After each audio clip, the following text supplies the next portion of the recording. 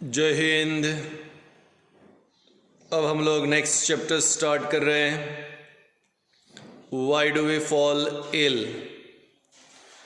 हमारे लिए पहला चैप्टर सेल हो गया, दूसरा chapter matter in our surrounding, और अब हम थर्ड चैप्टर पे चल रहे हैं और हमारा थर्ड चैप्टर है अभी यहाँ पे why do we fall ill. चले देखते हैं। इस चैप्टर में हम लोगों को डिजीजेस, उनके कॉजेस, प्रिवेंशन और ढेर सारी स्पेशल इंफॉर्मेशन मिलेगी। ये चैप्टर सिर्फ 9th स्टैंडर्ड के लिए ही नहीं, ये लाइफ टाइम काम में आने वाला चैप्टर है। So let's start here. Now here we are having the first definition, that is health. आजकल न्यूज़ में आप बहुत बार WHO सुन रहे हो। पता है आपको, वर्ल्ड हेल्थ ऑर्गेनाइजेशन। तो वर्ल्ड हेल्थ ऑर्गेनाइजेशन ने हमें हेल्थ का डेफिनेशन बताया है, current, physical, mental and social. Physical, mental and social wellbeing of a person is called as health.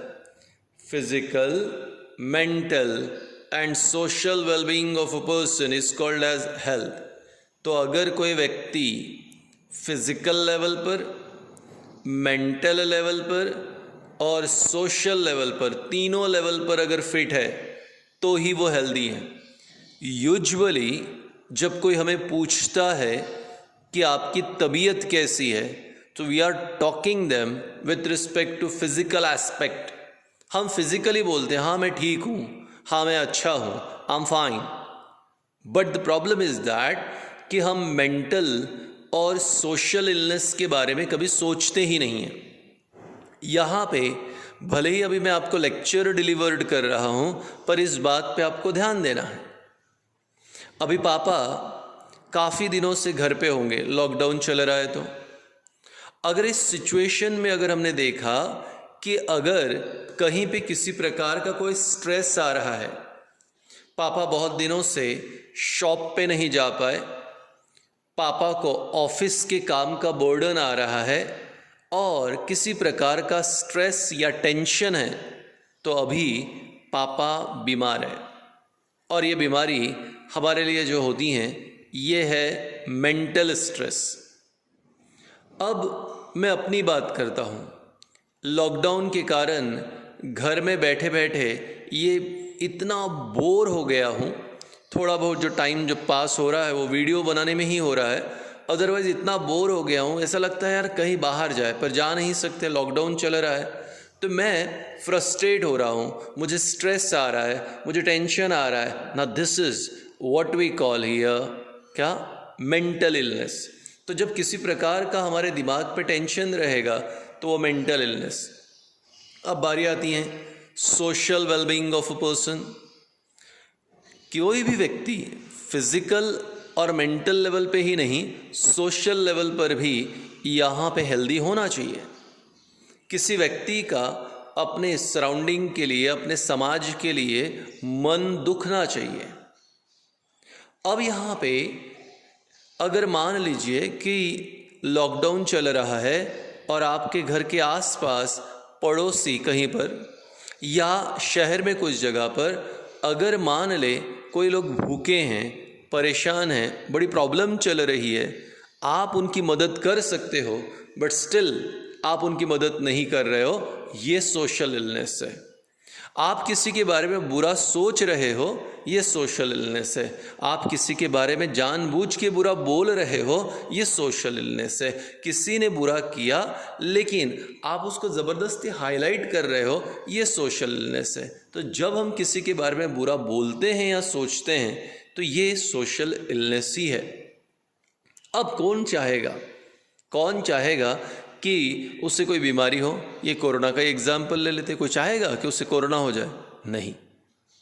पर मान लीजिए किसी एक XYZ एरिया में किसी व्यक्ति को अगर कोरोना हो गया, तो वहाँ पे उसके नेबर्स ने, उस एरिया के लोगों ने ये कंसिडर करना चाहिए कि अरे हाँ इसे बीमारी हुई है, रैदर दैन अवॉइडिंग हिम। तो ये अगर हम ऐसा करते हैं उस बीमार आदमी को, उस बीमार व्यक्ति को, ठीक है, हम लोग निग्लेक्ट करते हैं, उसे अवॉइड करते हैं, सोशली अगर उसका बायकॉट करते हैं तो ट्रेमेंडसली ये सोशल इलनेस है। तो WHO कहता है कि फिजिकल लेवल पर ही नहीं, व्यक्ति मेंटल और सोशल लेवल पर भी अगर फिट है तो ही उसे क्या कहेंगे, हेल्दी। तो physical, mental and social wellbeing of a person is called as health. And what is disease? Any condition which impairs the health is called as disease. ऐसी कोई भी कंडीशन, कोई भी जिससे आपकी तबीयत खराब हो जाए वो डिजीज़ है। मान लीजिए स्कूल में एक टीचर ने ज़बरदस्ती डांट दिया और बच्चे को टेंशन आ गया, हाँ वो डांटना एक प्रकार का डिजीज़ है। ऐसी कोई भी कंडीशन जो आपकी तबीयत खराब कर दे, आपकी हेल्थ बिगाड़ दे, उसे क्या कहेंगे, disease. Any condition which impairs the health is called as disease. Now we are moving for causes of disease. वो कौन कौन से causes है जिनसे बीमारियां होती हैं, वो कौन कौन से फैक्टर्स है जो बीमारियों के लिए रिस्पॉन्सिबल है। तो पहला हमारे लिए आ रहा है बायोलॉजिकल कॉज। आप तो जानते ही हैं, जैसे हमने बायोलॉजिकल कॉज कहा, that means we are talking about living cause. Biological cause that is living cause, यानी लिविंग ऑर्गेनिज्म की मदद से हमें बीमारियां हो रही है। So when the diseases are due to living component, living organism, then it is biological cause. तो कॉजेस ऑफ डिजीज में पहला बायोलॉजिकल, और बायोलॉजिकल में आ गया पहला bacterial causes.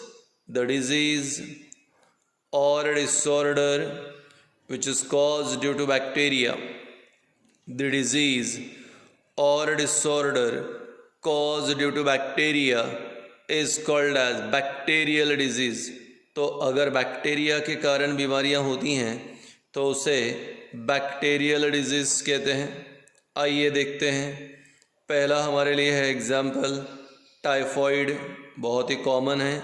Salmonella typhi, salmonella typhi की मदद से ये बीमारी होती है, ये है टाइफॉइड।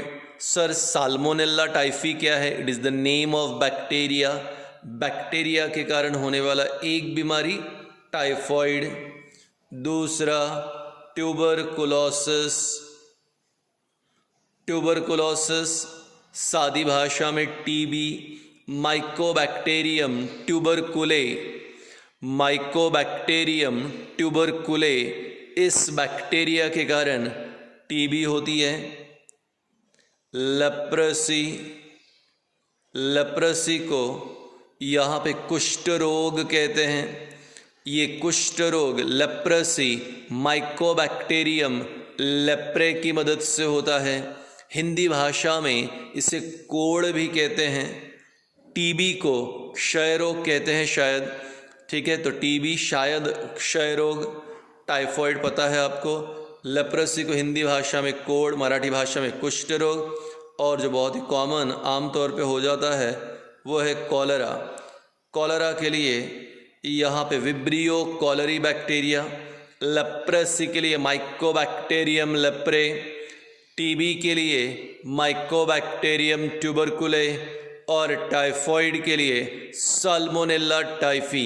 ये अलग अलग प्रकार के बैक्टीरिया है जिनके कारण बीमारियां हो रही है। और अगर बीमारियां बैक्टीरिया के कारण होती है तो उसे बैक्टीरियल डिजीज़ या बैक्टीरियल कॉज कहेंगे।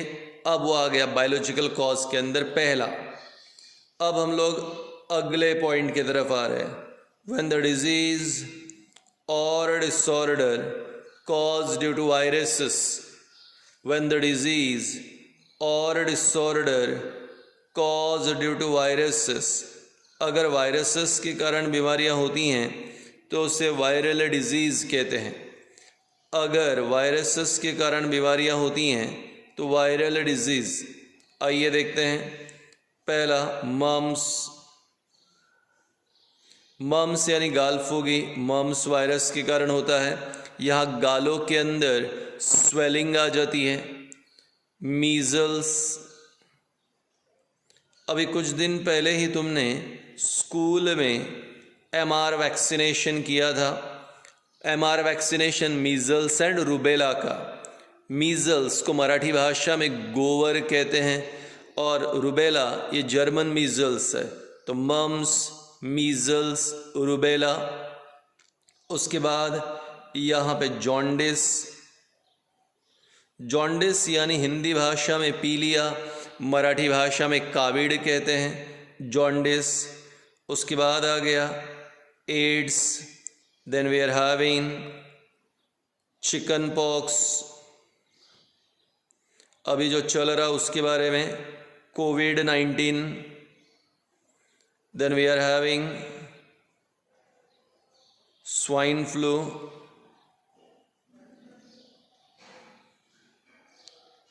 Bird flu. तो स्वाइन फ्लू, बर्ड फ्लू, कोविड-19, chicken pox, AIDS, jaundice, mumps, measles, rubella, ठीक है, ये सब हमारे लिए क्या है, वायरल डिजीजेस हैं।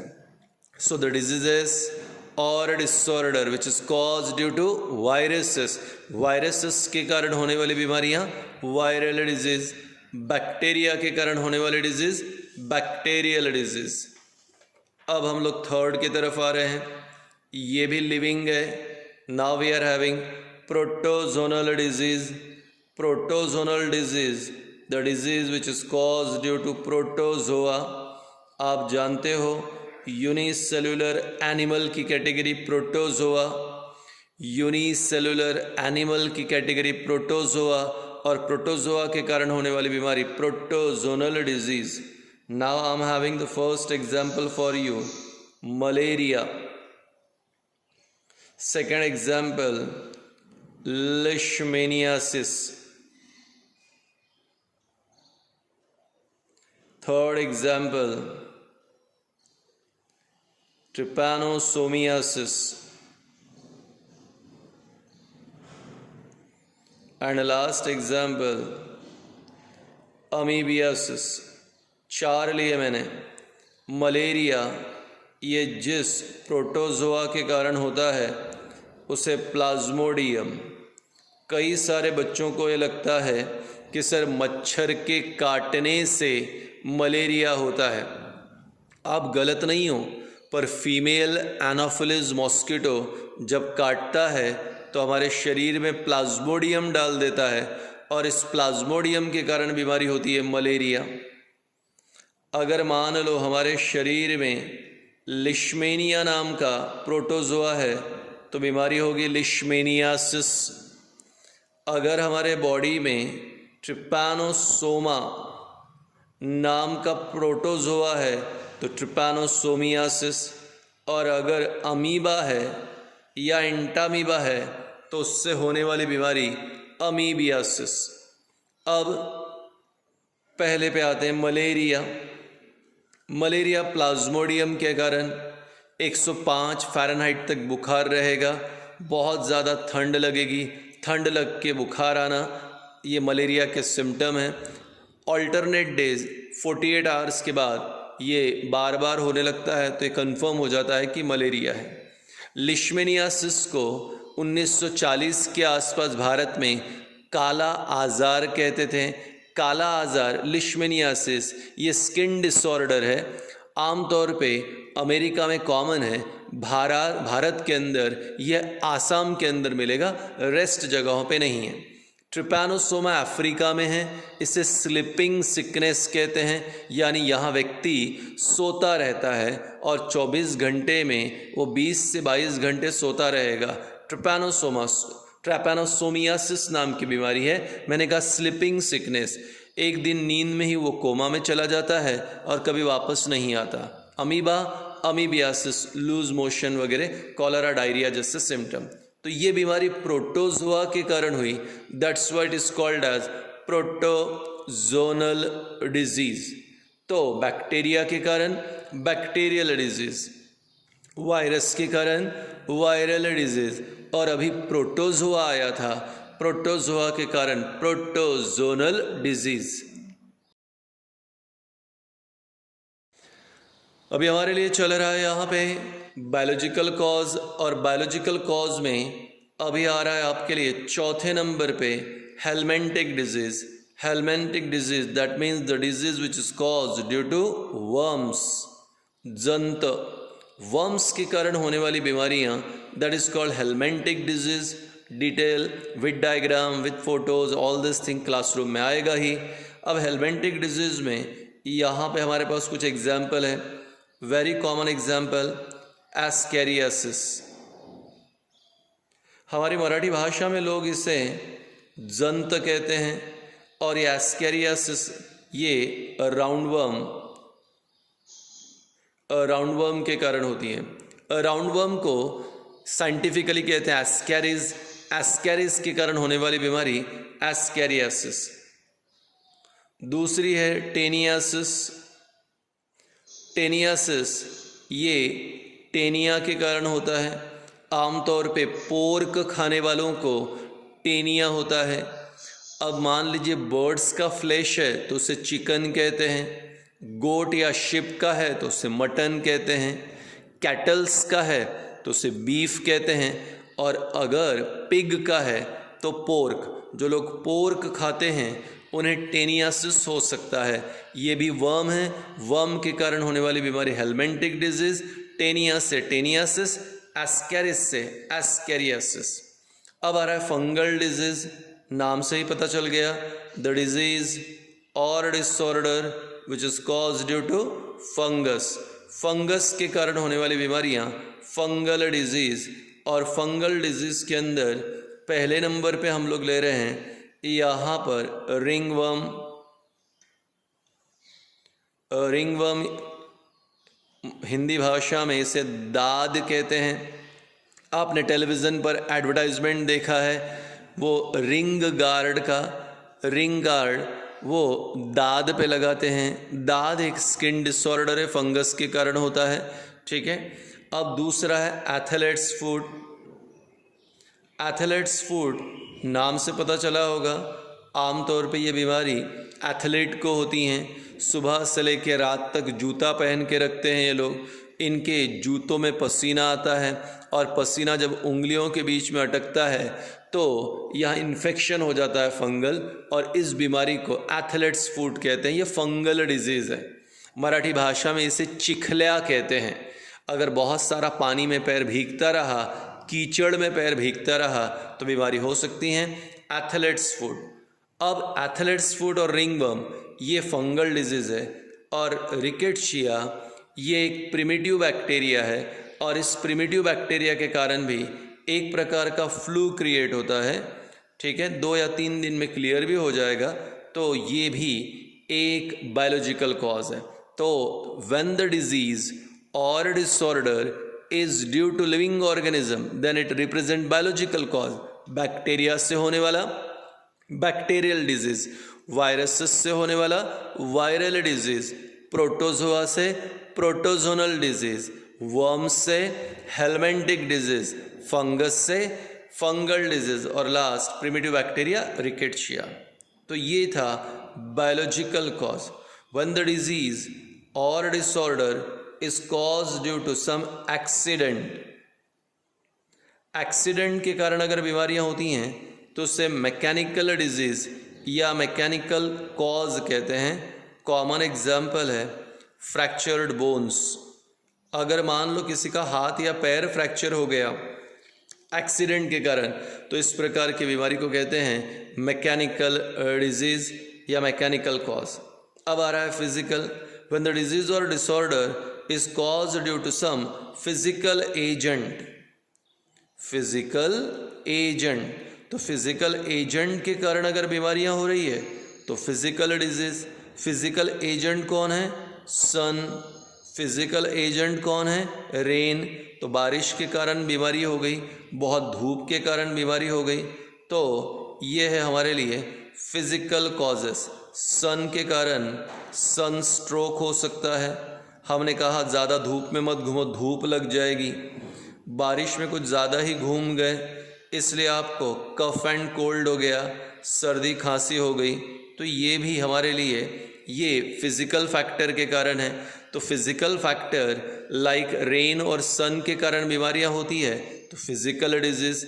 एक्सीडेंट्स अगर होते हैं तो मैकेनिकल डिजीज। लिविंग ऑर्गेनिज्म के कारण हुआ तो बायोलॉजिकल डिजीज या बायोलॉजिकल कॉजेस।